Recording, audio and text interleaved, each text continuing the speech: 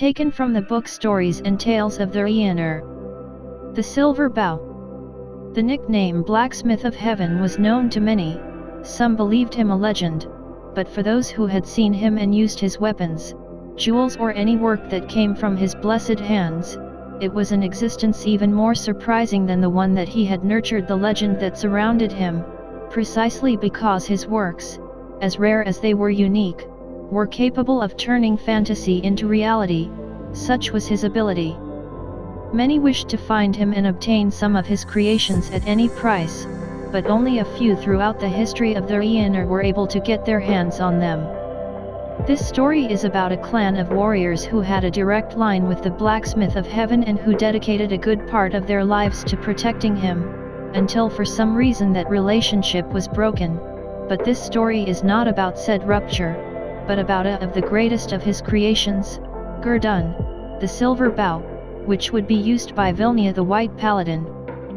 Valander opened the door of his house that squeaked slowly and heavily. "Come in, I already imagined you were coming." Entered a tall and handsome man, with blonde hair and deep blue eyes. His face was virile and his manner fine.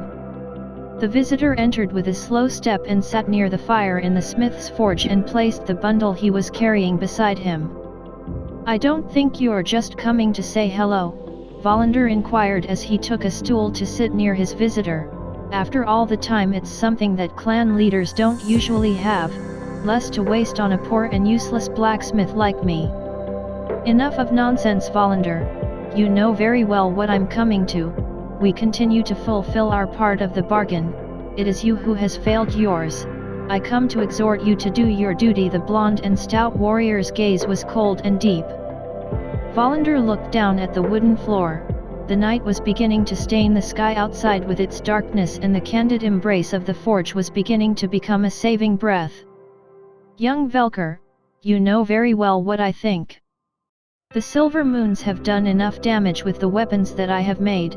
As long as you serve the Minas, I will do nothing for you. Not even a simple dagger will come out of this forge.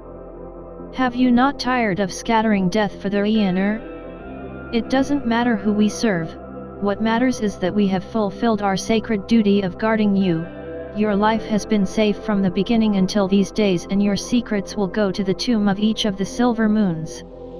You cannot refuse to manufacture our weapons, because this is the divine payment for our service. No more, no less."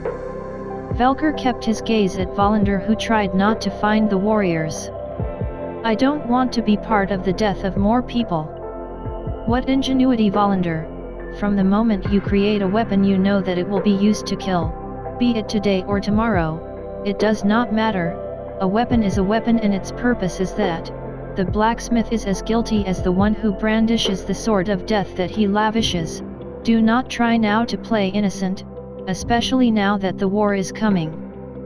You men don't know when to stop. Do you like to kill each other so much? Can't you see the misfortune you sow in your wake?"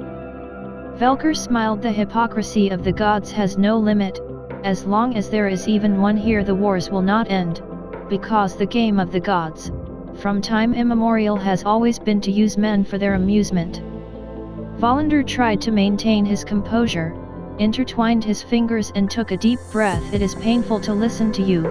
If your father listened to your words, I don't think he would approve of them. Unfortunately, he will never be able to hear them again, although in the end he agreed to this, because the serpents murdered him, my father, and many warriors of Silver Moon." Velker's words disturbed the sky blacksmith, who stammered when he replied, "I'm very sorry. He and I went through a lot together. I'm really sorry." Velker turned to the forge that unleashed its hot breath on his face without any shame. "If you really regret it, I'm only going to ask you one thing.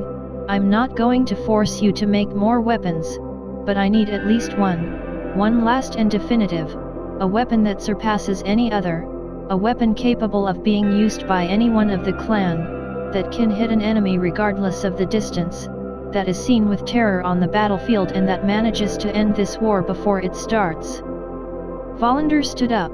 He did not want to admit it, but hearing the description of such a weapon, of such a prodigy, had made his skin crawl and his eyes burned with the fire of yesteryear, of other times, of another place, of when he forged for the Celestials. That weapon cannot be a sword, it must be something much better, much more imposing. I will do it for your father as the last weapon I will make for the Silver Moons. This weapon will be so great that it will take the breath away from all who see it. I know exactly what you need, a weapon that multiplies its blows and that is like the morning star, that tears the skies and covers the battlefield, a weapon capable of intimidating even the strongest of warriors. I see that you have understood me. It will not be easy, I will need some elements that only the most daring can get. No matter what you require, we will bring it. On this depends the survival of my clan and the end of this useless war, but remember, it must be a weapon so powerful that even a god is afraid of it. Volander hesitated a few seconds. He knew this could bring him a lot of trouble, but he owed it to Velker's father and the Silver Moons, plus it was his chance to end a useless slaughter with a single final blow. That caliber requires a piece of divinity. I find it difficult for you to get something like that. She was right. Velker laughed almost disconsolately. I don't know if what I'm doing is right, Volander, but if anyone has to bear this sin, it must be me, because I'm not afraid at all. He took the bundle that he had left behind, sighed and extended it to the blacksmith. As I told you before, the gods always play with us, for us, or against us. There is no way of knowing, if we are only pawns. We cannot know it either, but in this move I will let myself cheat. Volander opened the bundle and immediately reddish and orange flashes came out of it, and with a warm hug they crossed his face. The blacksmith also laughed. I see that even the children have decided to start moving their threads. These hair cannot belong to anyone else. I would recognize them anywhere. This is not enough. I also need silver, all you can provide me with, and the blood of 30 warriors, the best of the clan, the fastest and strongest. Only with the best material can the best weapon be made. I'll bring what you ask of me. Volander approached the forge. At dawn I will begin. I want to take advantage of the sun's rays. Everything will play in favor of the glorious peace that will be born from this forge. Go. Hurry, my hands can barely contain the momentum that moves me. Velker stormed off in the direction of Eragmador in search of his best men and all the silver he could get. If the Sky Smith was able to give him the ultimate weapon, he was even willing to give his own life if necessary. After the way he had seen his father die, he couldn't help but do it. Any price was low when it came to his revenge. With clan or without clan, his revenge would come. If you like our work, do not forget to like it and subscribe to receive notifications of our next stories. If you want to support our editorial project, you can follow us on Patreon, where you will find our project in more details, or support directly through Flow in the description links.